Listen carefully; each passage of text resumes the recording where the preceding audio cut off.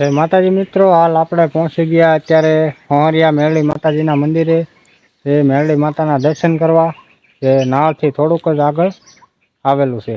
હાલ તમને અહીંનું વ્યૂ ને એ મેરળી માના દર્શન કરાવું. હાલો આપણે જઈએ દર્શન કરવા.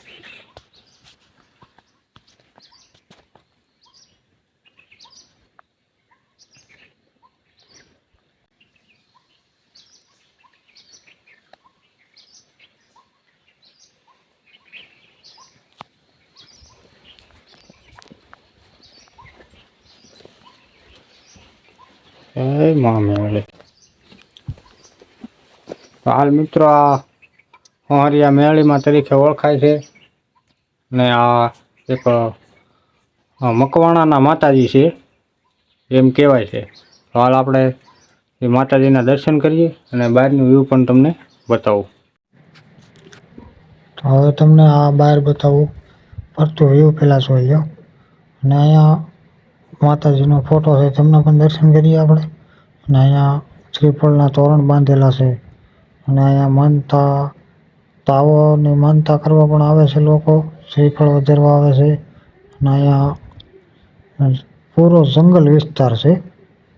હાલ તમને આ મંદિર વિશે જણાવું તો આ માતાજીના એવા પરચા છે કે અહીંથી આ ફરતું હમણાં તમને બતાવું. લાકડા અહીંયા દુનિયાના છે, પણ અહીંથી એક લાકડાનું બટકું કોઈથી લઈ જવાય નહીં એવા માતાજીનો પરચો છે. તો આ ફરતું તમને વ્યૂ બતાવું.